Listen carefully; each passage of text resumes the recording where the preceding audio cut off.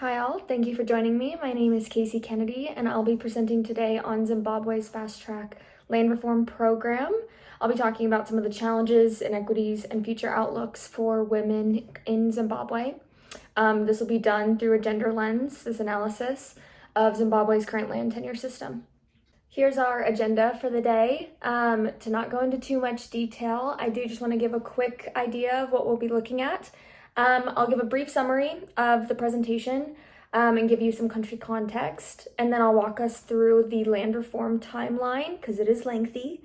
And then I'll be talking about some of the implications overall for Zimbabweans for the Fast Track Land Reform Program. And then I'll also be talking about some of the patriarchal legacies that influence the current system, the challenges for women during the fast track era itself.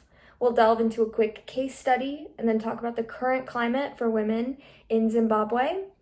Then I'll talk about some of the challenges that I experienced throughout this analysis, some recommendations that came from those, and then a secondary project proposal that if I had more time, I would love to jump into.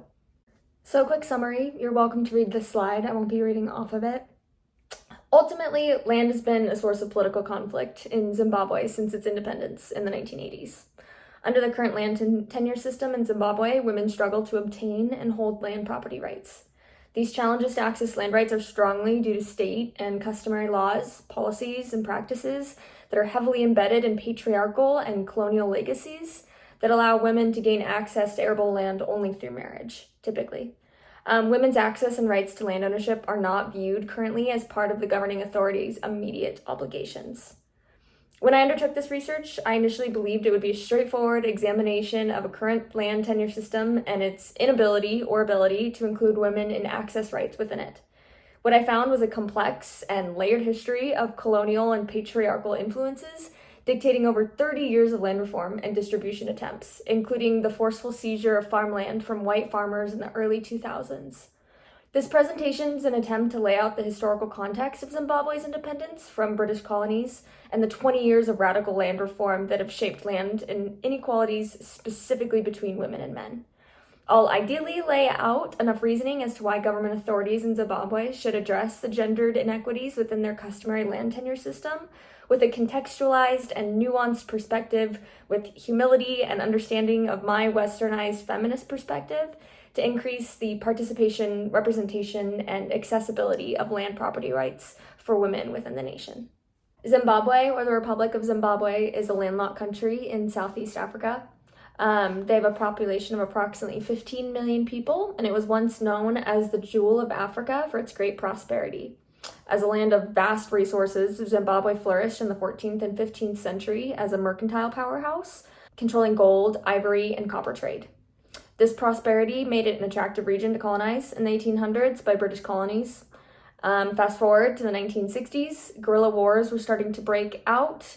Those operations started against Zimbabwe's predominantly white government. The 1980s were the independence era. Prince Charles formally granted independence to the new nation, but land redistribution reemerged as the main issue for the governing authorities, which was the Zimbabwe African National Union. I'm going to call them ZANU. That was around 1997. Despite the existence of a will or buyer, will or seller land reform program since the 1980s, minority of white Zimbabwean population, about 0.6%, continued to hold 70% of the country's most fertile agricultural land. In 2000, the government pressed ahead with its Fast Track Land Reform Program, which involved compulsory land acquisition aimed at redistributing land from the minority white population to the majority black population. Compensations of white farmland, continuous droughts, and a serious drop in external finance and other supports led to a sharp decline in agricultural exports. Some 58,000 independent black farmers have since experienced limited success in reviving the gutted cash crop sectors through efforts on a smaller scale. To add to some of the political turmoil, in 2002, the nation was suspended from the Commonwealth of Nations due to the reckless farm seizures that happened. By 2003, the country's economy had collapsed. It is estimated that up to a quarter of Zimbabwe's 11 million people had fled the country. 3/4 of the remaining Zimbabweans were living on less than $1 a day.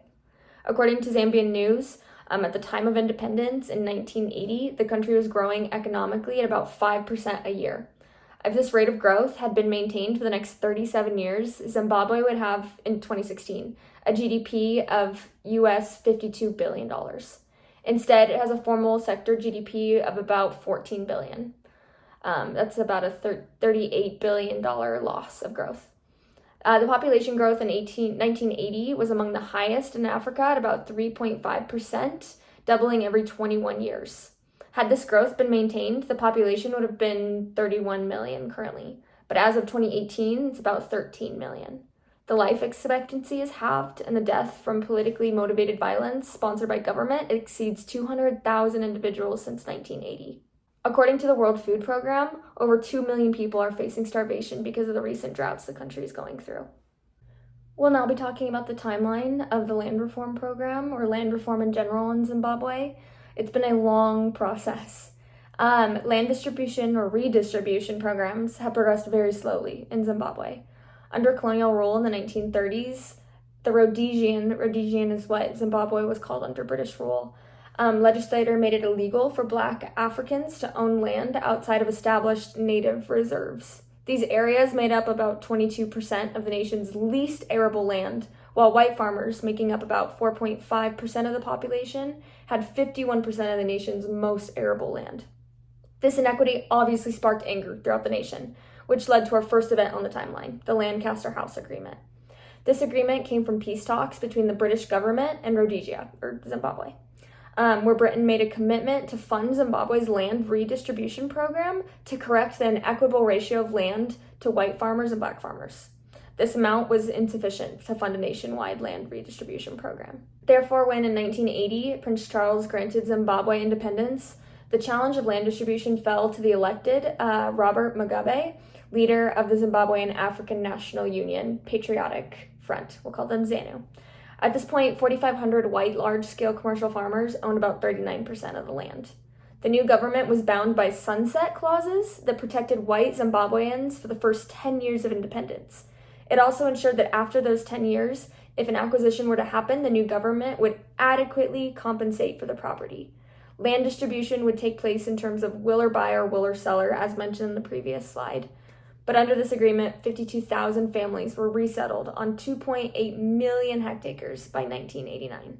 By the 90s, the government was free from the Lancaster Agreement and began the Land Acquisition Act of 1992. Began resettling families, but at a much slower rate than anticipated. This was known as Phase 1, when 71,000 families were resettled during the 90s, but that's less than half of their anticipated target, with only 19% of the land considered arable. More than 1 million families continued living on quote-unquote poor land, with poverty rates rising in rural communities. Some land purchased for redistribution was given to government ministers and other senior officials rather than to those who were landless. Agitated war veterans, liberation armies, rural communities, local politicians, and Black farmers pressured the government to radically transform the agricultural sector. This pressure culminated in April 2000 when 170,000 Zimbabwean families occupied 3,000 white-owned farms, later known as Jimbanja. Jimbanja, which is a Shona term literally meaning chaos or disorder, has been regularly used to depict the land occupations which emerged in the early months of the year 2000. The government backed the occupations, which all ultimately led to the fast-track land reform program in 2000. The program transferred 11 million hectares of land within 3 years, making it the largest property transfer to ever occur in Africa since decolonization. Approximately 147,000 new farms were created and implemented to address the racially biased land injustices that occurred under colonialization and continued to exist 20 years after independence. Now we're going to talk about the fast-track land reform program. The main objective of the program was to ensure food security, decolonize communal areas, decrease pressure on the land, increase employment, and ease existing political pressure. Race was articulated as the key signifier for the program over the past few decades, as it sought to address the racial agrarian system that existed under a colonialized state. The program had two main models. One focused on smallholder production, which are known as the A1 schemes. They're small, self-contained farms. And one focused on commercial production at a slightly larger scale, which are the A2 farms. In practice, the distinction between these two models varies considerably. The A1 model was supposed to involve small plots, mainly for subsistence farming, aimed for landless people. It was supposed to benefit 160,000 beneficiaries from amongst the poor. 20% of all resettlement plots under the Model A1 pattern were reserved for war veterans following a commitment made by the government in the early 1990s. A2 consisted of larger lands for commercial purposes aimed at creating 51,000 small to medium Black Indigenous commercial farmers. The existing owners of these lands, of commercial farmers, were given a time limit according to a revised Land Acquisition Act to vacate the land. Individual Zimbabweans with a serious intent to farm were invited to submit applications for the land to the Ministry of Agriculture. The third spaces are known as communal areas, where the majority of rural people live in Zimbabwe. There's an estimated population of 1.1 million households and a land area of 16.4 million hectares. These areas exceed those allocated land in the resettlements. These areas originally were established in the colonial era as labor reserves, and the aim was to provide space for those in old age, women and children to live, while men migrated into town or the farms or mines to work.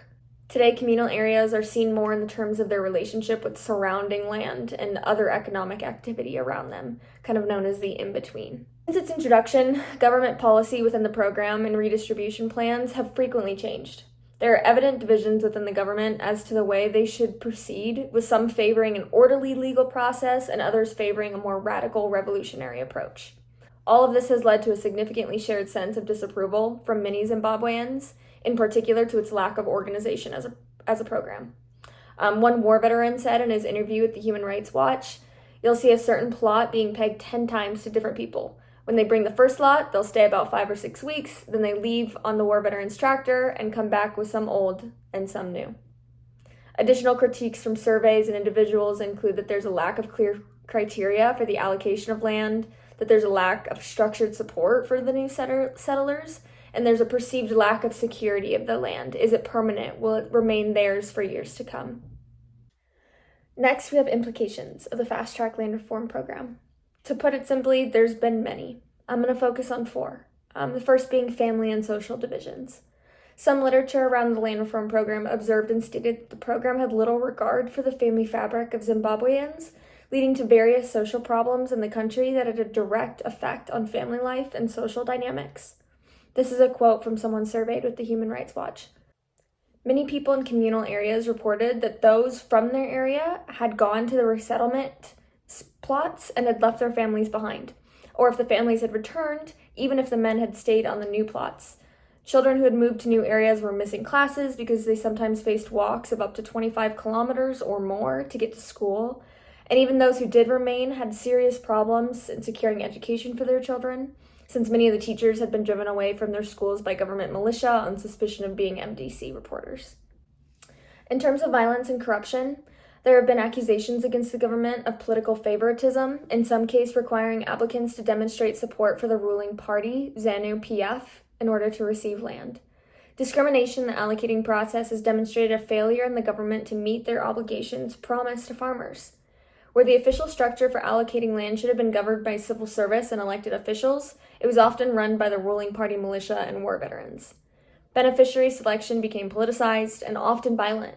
Several cases of assault and killing of white farm owners have been reported. Farm workers themselves have also been caught in crossfires. In the process, many farmers have lost their jobs, source of income, and have been driven from the farm, sometimes violently, due to the collapse in commercial agricultural production. Next, agricultural decline. Food insecurity was already a pressing issue in the early 2000s when the Fast Track program launched. The Food and Agricultural Organization warned in 2001 that the already tight food situation has deteriorated as a result of reduced cereal production and general economic decline. 705,000 people in rural areas are at risk of food shortages. 250,000 people in urban areas are experiencing food difficulties due to a sharp increase in food prices, while some 30,000 farm workers have already lost their jobs and are left without means of assistance. The infrastructure and technologies around the agricultural industry also collapsed. New farmers have limited access to machinery, equipment, infrastructure, seeds, fertilizers, chemicals, and inputs needed to support production. Public agencies like the Agricultural Research and Extension Services couldn't meet the increased demand for agricultural knowledge and were underfinanced by the state. The agrarian reconstructing hit the agricultural sector hard, transferring narrowly controlled large-scale farms to new farmers without the proper means and structures to maintain production. Certain commodities and markets were impacted because of it. Finally, access for women. The objectives of the fast-track land reform did not include the resettlement specifically of women, although fast-track documents did indicate that women were to receive a quota of 20% of the land. 18% of female applicants from A1 farms received access to land, and 12% of female applicants from the A2 model. Despite the amended Constitution in 1996, however, to prohibit discrimination based on gender, the fast-track land reform never met its promised 20% quota of land reserved for women in the redistribution process.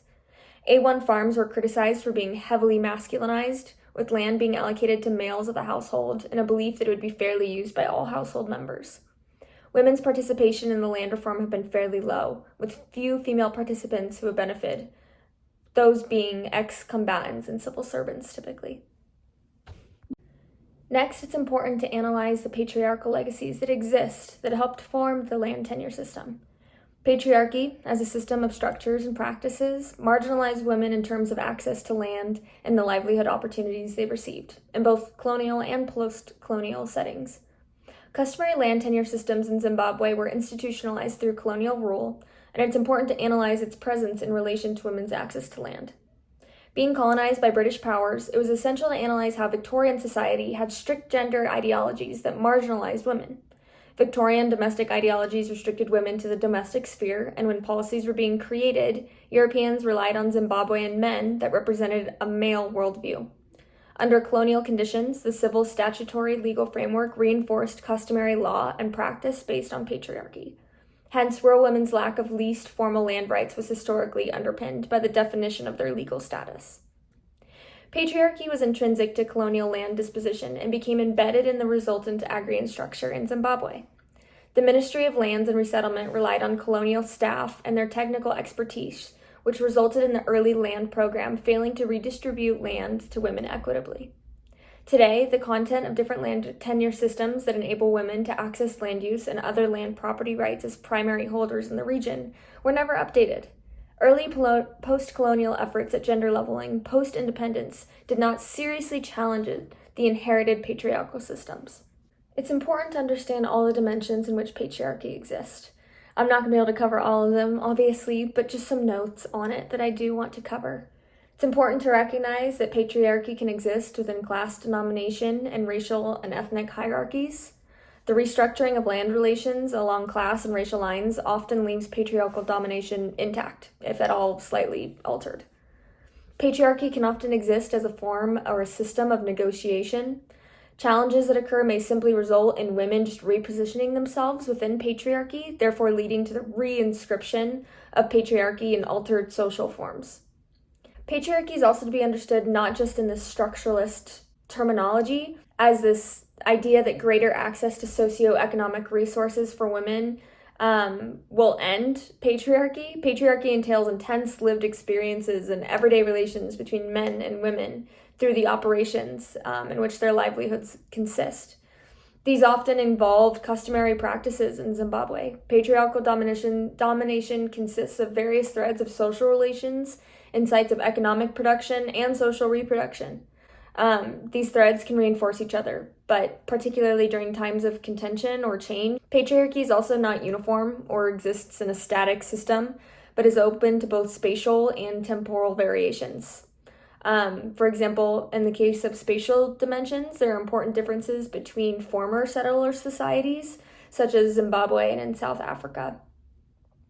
It's also important to note that women is not a homogeneous category. All women are composed of a multitude of social identities, and these identities position them very differently within a particular system of patriarchy. Therefore, they each experience patriarchy differently. Class, race, ethnicity, marital status, age are all recognized as particularly crucial identities within this system, especially in regard to accessing land. Hence, land reform programs normally have differential effects on different categories of women. Next, we'll be talking about the challenges women faced and continue to face in the fast-track land reform. At independence in 1980, the post-colonial government led by the ruling party, ZANU, had no clear agenda for gendered social transformation. From 1980 onwards, occupation permits for plots on the redistributed farms were assigned to married couples in the husband's name only. The majority of resettled farmers were men. Women's full participation in land reform had ultimately been very low, despite the fact that at the start of the fast-track program in 2000, 81% of the labor in agriculture was female, and 58% was male. The selection process in the FAST reform was undertaken primarily by the rural district councils and district land committees, although many informal processes were also very important. The patriarchal character of these institutions, at least in terms of being male-dominated, disadvantaged women in the selection process. Issues of sexual harassment, sexual favors, and gender violence against women were also visible. Some accounts indicate that women seeking allocation of a plot under the fast track scheme had been forced to exchange sexual favors to get on the redistribution lists, and that war veterans and ZANU militia members raped women in the course of the land occupations. Gender inequality in land allocation under fast track relate to a number of constraints faced by women in applying for land, including bureaucratic constraints, gender biases amongst selection structures, which comprise mainly men, lack of information on the process, and poor mobilization of women's activist organizations around the issues of applications themselves. Like I mentioned, the few women who had benefited were largely ex-combatants and civil servants who were able to participate in the land occupations. Quite often, these plot holders were unmarried women, divorced, widowed, or single, while married women regularly accessed land through their husbands as the plot holders and could not apply for or receive an offer letter. Married women therefore continued to be allocated land through their husband and not in their own right. The permit system means that the women who are divorced by their husbands on resettlement schemes are particularly vulnerable to losing their rights to land. All studies have found that a woman who is divorced by a male permit holder must leave the resettlement scheme, and usually she has no choice but return to her natal home. Women have deployed the idiom of honorary husband to culturally ring-fence their land, especially in cases of their spouses dying. For resettlement women, gaining and maintaining access to precious cash, as well as the free natural resource goods of the environment, has only one reliable route: being part of a family through marriage. The disorderly land redistributions on the fast-track land reform not only had an immediate disadvantage for women, but a long-term one in terms of land ownership, as it created an environment for skewed gender land ownership processes. In terms of attempts to address gender discrimination, there was isolated policy, institutional, and programmatic attempts to address gender discrimination within the program. The Legal Age of Majority Act in 1982 meant that women, like men, now enjoyed majority status at the age of 18 instead of being considered minors, held responsible by their male counterparts past a certain age. In 1998, women-led lobby groups such as the Women and Land in Zimbabwe group, formed by women activists to bring about gender-sensitive land reform. They were the ones who succeeded in getting a 20% land quota for women to be allocated under the fast-track land reform itself. Taking a step backwards, in the Magaya v. Magaya Supreme Court case in 1999, Vinaya Magaya was evicted from her deceased father's home. In response, she sued her half-brother for evicting her. The nation's constitution, a separate law enforcing women's rights, and several international human rights treaties that Zimbabwe had signed clearly backed her claim as heir to her father's estate. But the nation's Supreme Court overruled her and gave the house to her half-brother, which once again reduced women to junior males without full inheritance rights. It was said that the ruling appears to strip Zimbabwe's women of almost all the rights they had gained since the nation broke free of colonial rule 20 years ago. In 2005, official joint registration of husband and wife was reenacted. It did not apply to offer letters or permits, though, granted prior to the enactment. The government cannot, or at least will not, force joint registration, and it's not inclined to prevent reversal of joint registration to husband-only registrations. In 2013, Amendment 20 was made to the Constitution, which addressed women's rights and equality in its Bill of Rights, addressing damaging cultural and discriminatory practices. The state must prevent domestic violence, ensure marriages are consensual, and ensure that equal rights in marriages are being upheld. In the event of a dissolution of marriage, the state must provide for the rights of spouses and children. The Bill of Rights specifically says that women are equal to men, including deserving equal opportunities in political, economic, and social activities. Next, we'll jump into a case study that was done in 2009 until 2012 in the Minwenzi district. This research offered an understanding to how women access land after the fast-track land reform program and the different pathways they pursue in order to support their livelihoods. It was found that women settlers refuted the concept of agroecology that were created by colonial individuals whose interest it was to safeguard land that both livestock and agricultural profit would be gained for themselves. The author stated that the women were not passive subjects of land reform programs. They were adopted bargaining strategies and tactics to access land through social and cultural contracts. While men regulated access to land use of natural resources, women were the daily managers of the land and had more to say in resource management due to a larger engagement in agricultural activity. Women gained access to and through inner household negotiations only after the birth of their first or second child.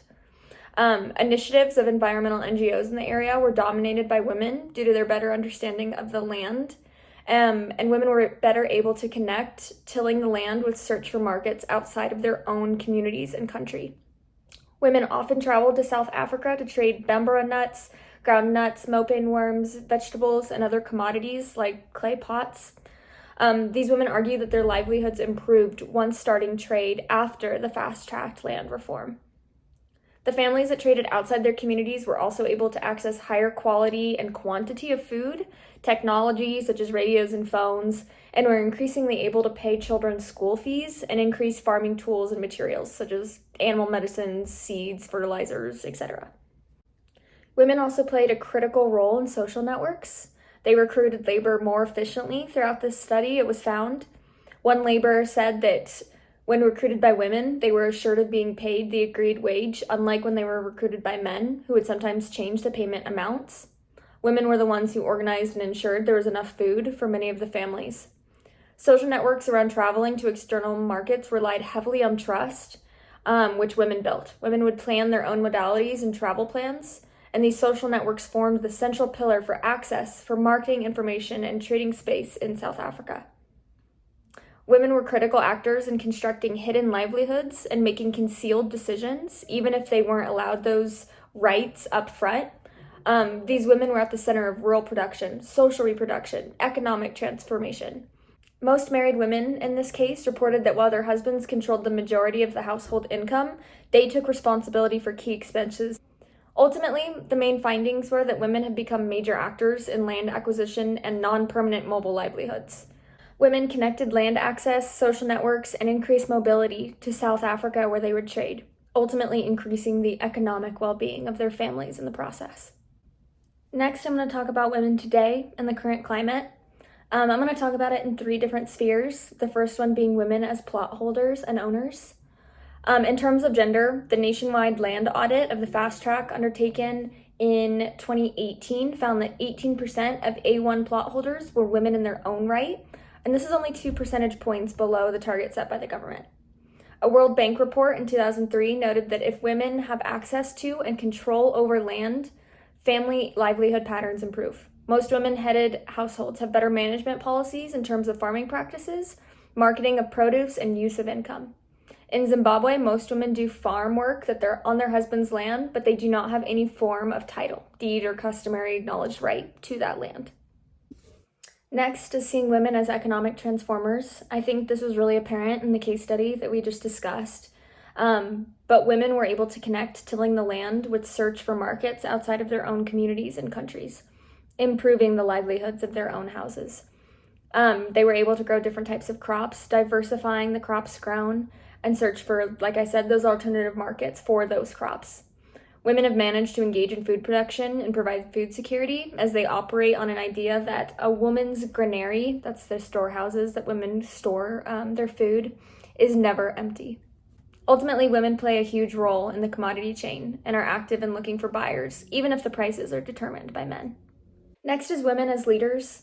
Ultimately, the image of women as active participants and strong participants, leading participants in accessing land and producing food, as strong environmental managers of natural resources, have influenced land reforms and will continue to do so through policy formulations in the future. Often initiatives of environmental NGOs in the area were dominated by women due to their better understanding and connection with the land. And by connection, I mean familiarity, not an inherent sense of connection to the earth, but because of their increased amount of time spent doing farm labor. Next is challenges within the analysis. It's important to acknowledge as a researcher that I have a Western perspective of feminism, one that can interfere with African or Zimbabwean feminist perspectives. Land ownership may not necessarily need to be in the form of a title or a deed, an offer letter, or a permit. It might be more complex and contextualized and nuanced in clan, tribal, or lineage relationships women have to the land. Assets can be relational. Western perspectives as women need often think about absolute and equal access to land rights. But how do women build alliances? It's more than just land rights. Often in the Western perspective, we tend to put gender at the forefront of our identity. And in this analysis, it was important to not assume that or project that perspective, that women can have my most important identity to myself is blank, my lineage, my family, my role in the farm, my role in production, that it's not necessarily your gender. It's important to analyze all the different processes of negotiation that empower women in this land tenure system. I think the case study did a great job at challenging the assumption of Western notions of individual rights providing the best approach for women in Zimbabwe to access land.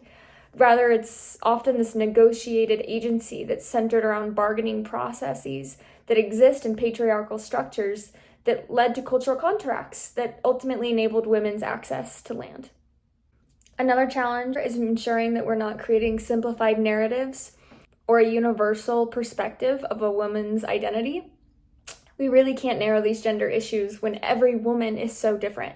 Culturally, socially, we cannot recommend a solution from a Western, white, Northern feminist perspective as universally applicable.